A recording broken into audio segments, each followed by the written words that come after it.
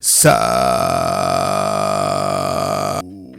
we get started today, yes, I did say back on March 8th, Disneyland would not open in the month of April. I researched this. I talked to folks in and around that work directly and indirectly with Disney, and this was the consensus from everyone involved that they would not make a April opening date. But to be fair, at the time when I made this video, a lot of people were saying that the park would be open on April 1st. So I'd rather be off by 1 day than 29 days. But friends, I have never been so excited to be wrong, to be off by a day in my entire life. And yes, K-Woo, I'm buying you that Dole Whip, because a bet is a bet. Greetings, fellow citizens of Disneyland. Brickey here. Today's adventure, episode number 16, where we look at the reopening of Disneyland. And today, we have a date on Disneyland's reopening. It's 50 facts from the press release regarding the reopening of Disneyland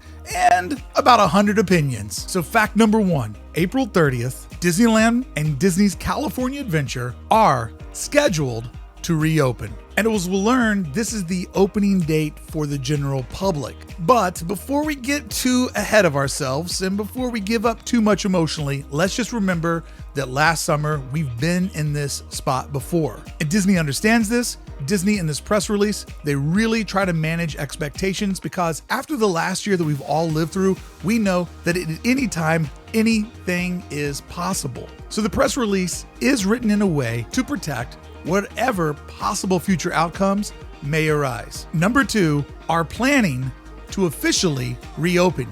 So this is where we got to kind of look at all the notes, and I'm believing that this is going to happen. So you can just stop yourself right now. Keyboard tough guy saying, why are you so negative, Brickey? Why don't you want the park to reopen? I want the park to reopen. I just don't want my heart to be broken in the process. But they are planning to reopen, which means there's, in my mind, 3 different phases to getting the park reopened. Phase 1 was just to say, hey, loosely, we are shooting for the end of April. That was the first time that it felt real. Today is the second time that it's felt real, that they have a date that they are planning to hit. But when it will feel really real, and this is where we didn't get last summer when we had the false opening, is when they give us a date that tickets go on sale. Then you will know that they are like 90% of the way to making this happen. And at that moment, the only thing that could really stop progress would just be like a whole on like catastrophe of public health. So hey, don't lose your mind on spring break, wear a mask, get vaccinated. We're not out of this yet. We're close, but we're not out of it yet. Number 3, the plans to open Disneyland Resort are phased and subject to change to align with guidance released from time to time by health authorities and appropriate agencies. So essentially, hey, we're working with the data that we have. If the data keeps going in this way, we're good with what we have planned. But if the data improves, we got a lot more that we're ready to give to you folks. And in no shocker, number 5, limited capacity. Now that capacity could change. And I'll tell you why you want more capacity in the park. Because a lot of people said, oh, like 15%, sign me up for that. But I have a feeling that with a lower capacity, it won't exactly be like everything's a walk-on and it's a VIP service. With less guests in the park, Disney will staff less cast members in the park. So essentially, to get something that feels really good, we want to try to get to that 25-35% capacity where Disneyland is profiting, where they're bringing in lots of cast members and things are moving at a quicker pace. That lower number, the reason why they would open at 15% is just to get open and basically say, hey, we're back in business here. It's going to take a lot for us to shut these gates again. And ultimately, I believe that's why Bob Chapek is gunning for a date that so many people thought was impossible, because he just wants to get the park open, because it's easier to say, no, not yet, we messed up, versus, hey guys, you got to close down again. I believe that is a factor on why we've gotten to this moment. Number 5, Disneyland Resort will invite cast members and members of the local community to be the first theme park guests after more than a year of closure. So what you're seeing with this press release, and we're going to see a lot of this as we go through it, is Disneyland is managing expectations, essentially letting you know the date that we have projected, the date that we are planning for, is the date when the general public should be able to buy tickets and get reservations to enter the park. And we'll get to all that in a second. But what they're also saying is that if you see people in there days ahead of time, media folks, people that work with the parks, maybe construction crews, people that have a direct relationship with Disneyland, the type of people that would maybe get invited to the Christmas celebration, the candlelight procession, that type of like a list of people that work with the company, as well as cast members, and some of the cast members, family and friends and their kids, working cast members, probably not those that are furloughed. So essentially that's in there so that if you start to see, people live streaming or taking photos or things popping over on Instagram, that you're not completely confused as to what's going on and why you can't get your hands on a ticket yet. So this is Disney just saying, hey, we're going to roll this thing out. We haven't operated our park in a year. It's going to take a little bit to dust off the rust, but we're going to get there, and we have a date to do so. Number 6, Disney's Grand California Hotel and Spa will reopen the day before on the 29th. Now, why the day before? Well, so you can book in on the day before, get in your hotel room, get a good night's sleep, and then get up that morning and crush the park. And if you remember, back when Star Wars Galaxy's Edge was being premiered, if you got a hotel room, so essentially you were guaranteed to be one of the first people to get a ticket and to get access to Star Wars Galaxy's Edge. So will that happen this time? It seems that the answer is no, because it goes on to say, guests with valid theme park admission that are planning to stay at the Disneyland Resort Hotel will need to also book reservations in advance, as a hotel stay does not guarantee a park reservation and hotel capacity will be limited. So I found this to be really interesting, where they're essentially saying to us, guests with a valid theme park admission and reservation. It appears to me that what they are saying is you will first need to get your reservation and ticket. That's a 1-2 combo, but you do have to have both to get in. And then if you have that and you want to book a stay at the hotel, we're more than willing to have you here. But it's not like it used to be where booking a stay at the hotel will guarantee you the others. So that was one of the big facts that I was like, whoa, this is a different type of vibe than what we've seen in the past. And pay attention to this if you were hoping to just throw money at the problem and guarantee that early access. And then number 8, the Disneyland Hotel will not be reopening. And number 9, and nor will the Paradise Pier Hotel. Those two, they're kind of holding back on. So the Grand Californian is the one hotel that currently you will be able to get into on opening. And I kind of think about this, the Grand Californian is more in the footprint of the Disneyland Resort. Disneyland Hotel sits on the outer edge, and then the Paradise Pier Hotel sits pretty far off premises. But the Grand Californian is actually submerged inside of the resort, being some of the outer barriers of Disney's California Adventure. So therefore, this park is inside of the security bubble. This park is inside of the health bubble, and would be very easy for them to maintain guests coming and going. So the other two, we're just gonna have to wait a little bit. Probably that's another tier thing. That's when we can just loosen up the rules a little bit more and add in those 2 other resorts. At number 10, this wasn't a big shock, but Touch of Disney still going to go on. That event is not being canceled. They probably put that in there because right now, could Touch of Disney feel any more insignificant? And hey, I have 5 tickets to it. Make sure you follow along with the channel. Ring that bell if you subscribe. I go live every time I'm at the resort, and I will be doing live streams each and every Thursday from Touch of Disney. That being said, as somebody that dropped over $300 on this event, knowing that the park's reopening, it just doesn't make it feel as special today. Now, tomorrow when I'm there live at 6 o'clock, I'll probably be singing you a whole different song. But right now, Touch of Disney really lost a major touch of magic, as we know that we're just weeks away from something that we've been waiting to happen for over a year to finally take place. Number 11, we will manage attendance through a new theme park reservation system that will require all guests to obtain a reservation for park entry in advance. So essentially, the reason why they're telling us, well, why tell us that we have to have a park ticket and a reservation? Like, why would that be 2 different things? Because essentially, when you go in to get a reservation, then wouldn't they have you go buy the tickets? This wording is in here because I believe they are still fast tracking getting some sort of an annual pass or membership program going. They keep saying membership program because they don't want to say annual pass and make you think that it's going to be the same thing that it was.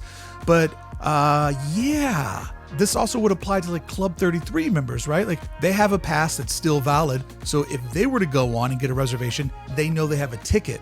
So this is worded in kind of a way where, hey, just because you get a reservation doesn't mean that you get in, but you'll definitely have to have the reservation to use a dated ticket. Very interesting how this system's going to roll out. This is probably the most fascinating thing that we're all going to see that happens next, aside from when do we figure out what that new membership program looks like. And number 12, to enter a park, both a park reservation and valid admission for the same park on the same date will be required.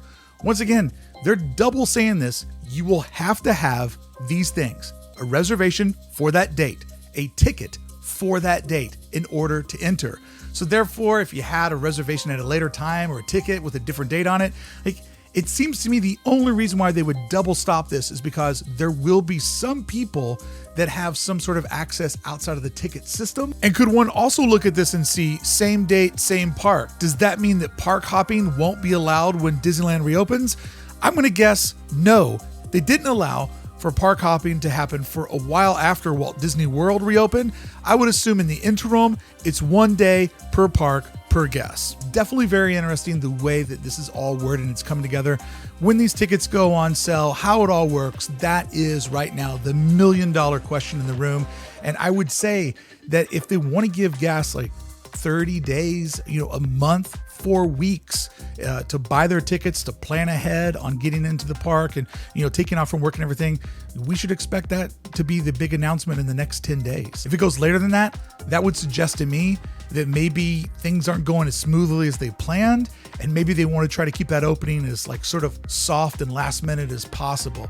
Definitely something to keep our eye on, and we will be covering it here whenever we get any more news on what everybody is just dying to know, and most of us very, very stressed out about. Number 13, all tickets are paused. So currently, and this has been the case for a while, you can't buy any tickets.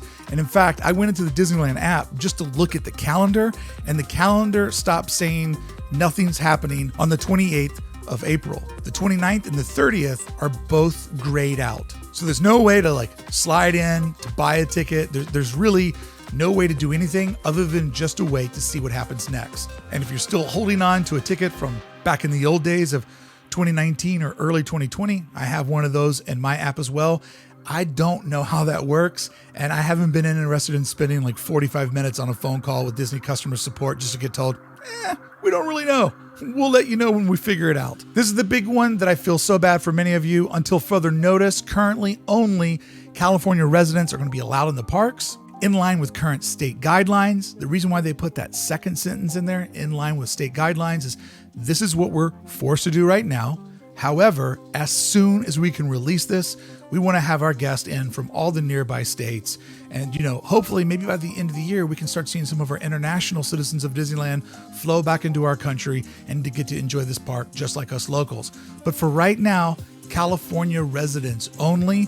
But I guarantee you this is something that they are itching to remove, because it quite honestly, it just doesn't feel fair. And also, this is probably a very weird thing for them have to figure out how to reinforce. 15, this is a phased opening.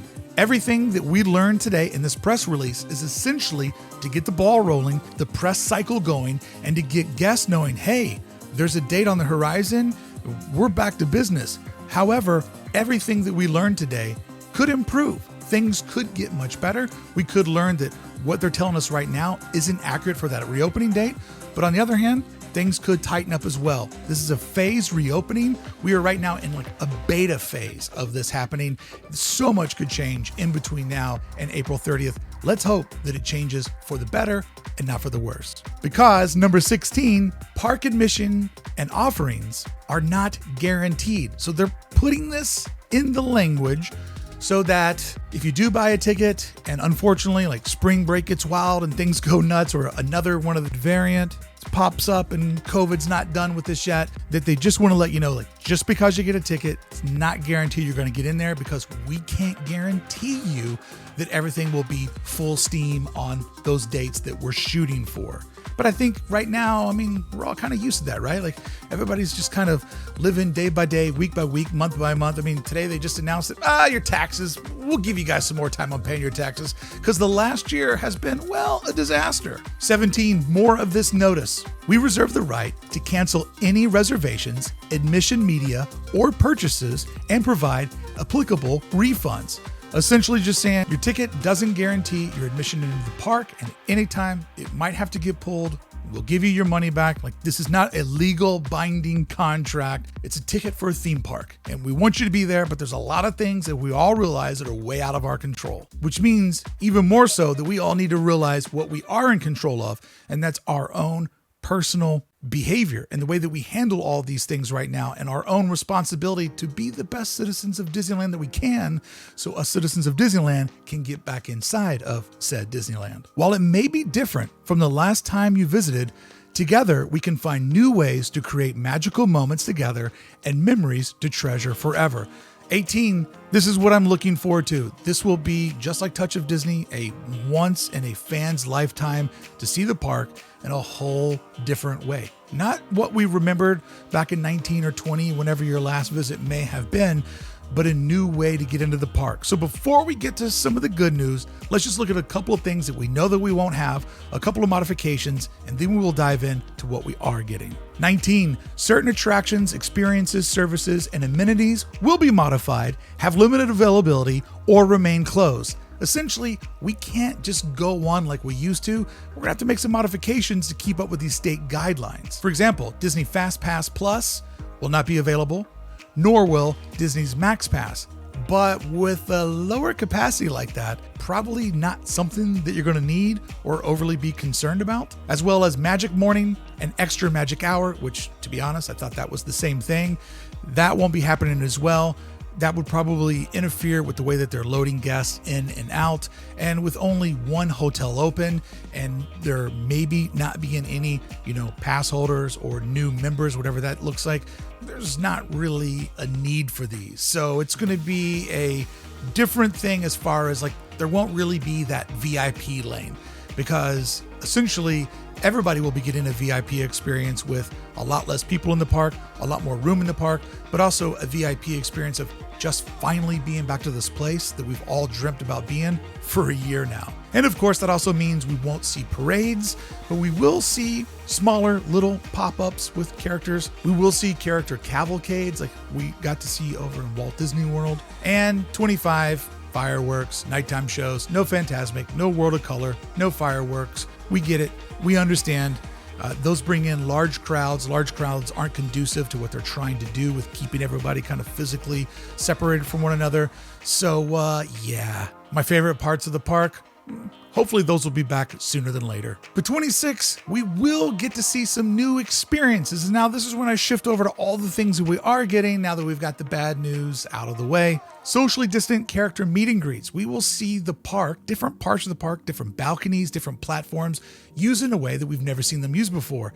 That's something that I'm actually very excited about, because I always love creating new Disney memories, new experiences, and just putting more up here for, remember the time we saw Mickey Mouse stand up there? Yeah, I'm ready to do that. Number 27, at Disneyland, guests may see Mickey and Minnie standing up in front of the Main Street train station, which I hope that doesn't mean that the train won't be running, because my number 1 and 2 rides when I get into the park, I want to ride that Disneyland Railroad, and I need to get on the Mark Twain. Go on Mark Twain first, Disneyland Railroad second. If I'm vaccinated, I will continue on through the Tomorrowland stretch.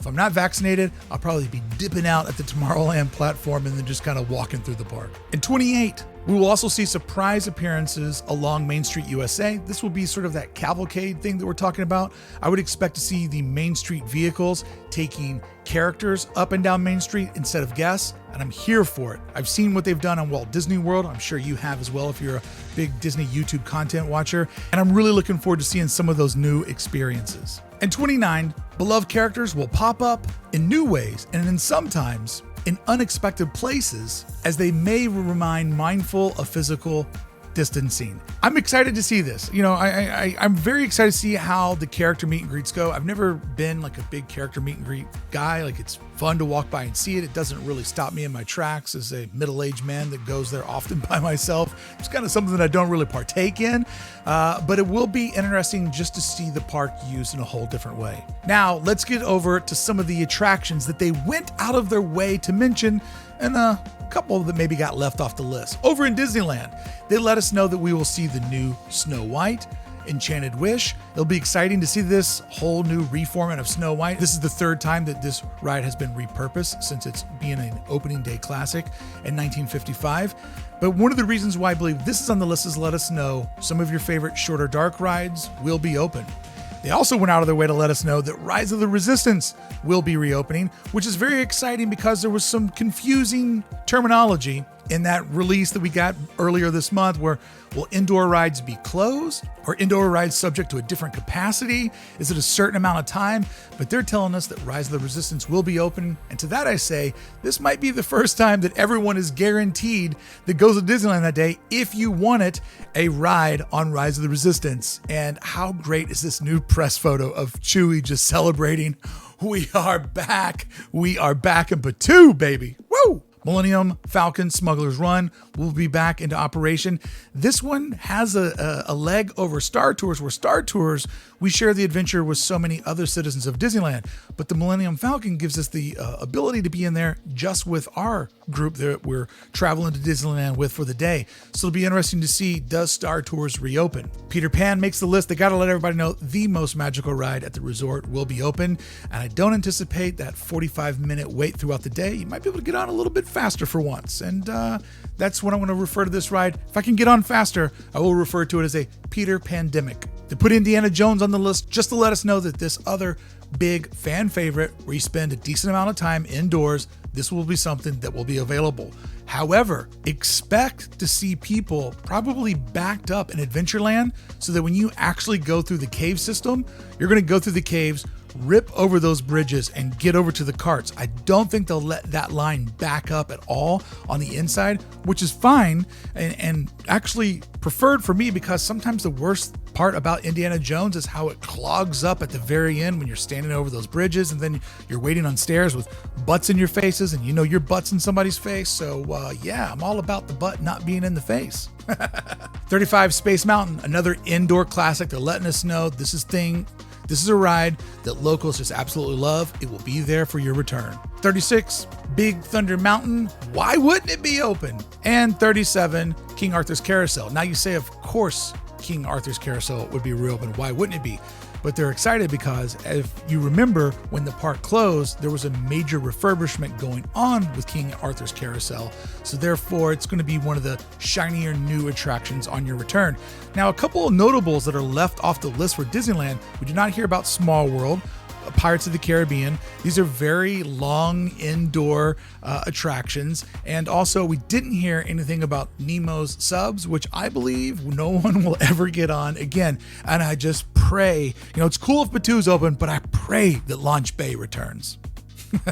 Over in Disney's California Adventure, Incredicoaster will be reopened, but no screaming. Don't scream and spread the virus. They also went out of their way to let us know that Toy Story Midway Mania would be reopening. That's one of the premier indoor attractions there, but you're moving pretty fast. And due to that cart's design, even if you're riding it with strangers, you never see them. They're on the backside of you the whole time. So that one seems like a fun one to return to. Also letting us know the Little Mermaid, Ariel's Undersea Adventure will return. That is really the premier dark ride of DCA. You are indoors for quite a stretch, so that one will return, and I'm sure that'll make guests of all ages excited to get back in there and see what it's like when you get a pair of feet. And Emotional Whirlwind will return. Yeah. But a couple of notables left off the list for DCA, which I feel are two very important attractions. Will we be able, in California, to do Guardians of the Galaxy Mission Breakout? Now, I know it's allowed in Florida, but so are a lot of other things. So it'll be interesting to see, can we do that attraction on the West Coast? And my favorite attraction in all of DCA, will we be able to do Soarin'. I really hope that Soarin's something we can do soon, but my expectations are maybe no, because it is like an indoor theater. Although movie theaters are reopening here in Southern California at limited capacity, so maybe it qualifies under that rule that, the AMCs and the Regals are able to reopen. But then again, they're treating indoor dining at theme parks different than indoor dining in my neighborhood. So everything is kind of piecemeal. But what excited me the most, and they went out of their way to say this was a separate line away from the attractions that they threw at us. Number 42, new magic is coming to the Haunted Mansion. Now, the Haunted Mansion stretching room was one that everybody had been asking about. Fans are so curious about how this is going to work. It could have something to do with the way that we actually get in and out of the Haunted Mansion. Who knows? Like, maybe we go in through the exit and finally get to ride around on that backside and start our adventure where we don't have to actually, do the elevator. It'll be interesting to see if that's what they're talking about, or is this just simply, getting us all pumped up that when the park closed back in March of last year, that the Haunted Mansion was undergoing a major refurbishment after turning 50. I don't know. They weren't saying that there was going to be anything too crazy, that it was just sort of going through, cleaning it, fine-tuning it. After all, it's been haunting souls now for 50 years. I'm going to get optimistic and say that it might be a whole new way that we get to experience the mansion. At least that's what I'm hoping for. 43, this one isn't a shocker to anybody that's been paying attention. Marvel's Avengers Campus and Disney's California Adventure, it will not open with the parks. It is ready to go. It looks amazing when you walk past it, but it will not be opening right away. And obviously, for marketing purposes, for just getting the biggest return on their investment, they're going to want larger audiences out at the resort for when they open this, and also get that second wave of a media hit. With passes or a membership program isn't available, a lot of people just won't be able to go to Disneyland as much as they would like to. So holding Avengers Campus in their back pocket might be a way to get guests to come out a second time, or when out-of-towners are allowed to come back into the state of California and go to Disneyland, then maybe this will be something they open up to sort of promote that family that's ready to come out here from Ohio and experience Disneyland again. So this one they're going to hold in their back pocket. And as we've seen so many rules of advertising and promotion just get thrown out the window to hurry up and get the park to reopen, this is one that they're playing old school, and I celebrate them for that. Opening this up on the opening day of the park would just be disastrous, and not the way that this land deserves to get its first walkthrough. And number 44, they want you to use the mobile app for nearly everything. Ticketing, for making reservations. They really want you to focus in on using the mobile app. So to my friend Jeff that has a flip phone, maybe now's the time that we start talking about getting you a new phone, buddy. And 45, they want to let you know the dining reservations are going to be recommended for table service restaurants. So if you don't want to do things cafeteria style or a la carte, then you're going to need to book ahead for your dining reservations. Although this is something that was getting more and more impossible, just to walk up and grab a table before the parks close.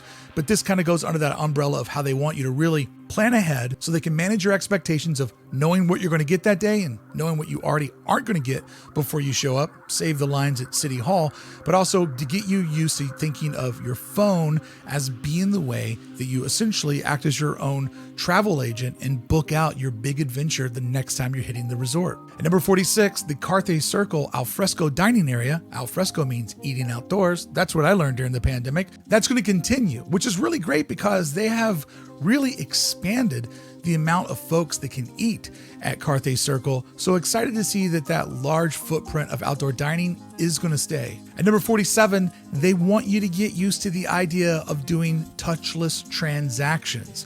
So whatever phone system you have, make sure you preload in that credit card.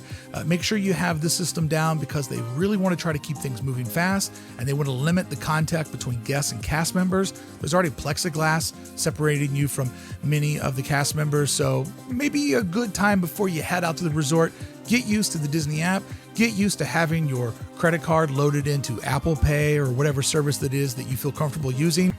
But yeah, good time to get brushed up on double hitting that button, and then it says, but I need to see your face. But I'm wearing a mask, phone. How do I show you my face? What? The old secret face unlock. And 48, limitations on parking and operating hours. Now, limitations on parking, don't fool me, Disney. You just built a second parking garage. You've got 2 other parking lots with 2 major parking lots and 2 parking garages. You got plenty of parking. I understand that. But limitations on hours. I think this is something very important. The days of Disneyland being open from 8 a.m. to midnight with an extra hour of Main Street for your shopping convenience. If we've learned anything from Walt Disney World, those operational hours are not going to be what we get on this return. Imagine probably an 8 to 10 hour operational day of Disneyland. That's where my expectations are set. I love to go to the park later on in the day and shut it down. I think that when the lights come on is when the magic really takes a hold of you. But as I was watching what was happening out on the East Coast at Walt Disney World, we're seeing a lot of parks close at 7 and 8 o'clock, sometimes, open till 9. So yeah, if you weren't a fan of how DCA always had got to get to bed early hours, that's probably going to be the case resort-wide as they're just scaling back on everything right now. And also, without all of us being back, it's hard to keep staying open longer, profitable when you have less people in the park. 49 information is updated often. As I've said, everything that we're looking at here today is subject to change, hopefully for the better, but possibly for the worse. That's why you're going to stay tethered into Disneyland either on Twitter, Facebook, or over on their website. I believe it's disneylandgo.com/updates is the page where they're going to keep putting the new information. But my advice to you is follow at Disneyland AP on Twitter. Turn the notifications on, so as soon as they tweet, you get a notification on your iPhone or Android or your laptop. That is the way that I always get the news the minute that it goes out. That's the number one way to keep a hold of them, because for whatever reason, me and many other legacy annual pass holders can't get an email from Disney to save our lives. Even though I've gone in, I've checked all the boxes, I've done the tech support phone call, they will not send me emails. So I have to hear about things from websites or getting it over on Twitter. And number 50, additional measures and procedures will be announced closer to the opening date. Essentially, this is the rough sketch. The date is a rough sketch. They're going to figure out the ticketing. They're going to let us know when that happens. They're going to figure out whatever it looks like in the future for a new membership program. They're going to figure out what capacity is, what rules they have to deal with the CDC in the state of California. It's all a moving target, but what a target to hit for us all to know that we are now weeks instead of months away from getting back inside of Disneyland. Friends, I want to thank you so much for watching today's video. Let me know, did you see anything on the press release that I missed? I really try to comb through it, get everything out there and break it all down in a sensible way. But please leave a comment, let me know. I read all of them. It always helps me to shape content that I create for the channel. Give the video a thumbs up, that helps it get out further. And like I said earlier, please consider subscribing to the channel. And if you do, ring the bell. Every time I'm at the Disneyland Resort, I always do a live stream, and I will be live streaming from Touch of Disney all 5 Thursdays. So if you want to walk through the park and get a window into the magic, let me please be your guide. I want to thank my members of Club 1313 for making today's video and all videos possible. If you want to support my content, consider going to club1313.com and joining the club today. Friends, we are so close. I am so excited, and I cannot wait to get inside of there. So until the next time I see you at the end of April, but most likely the beginning of May inside of Disneyland, I'll see you back here on the channel with more Disneyland news.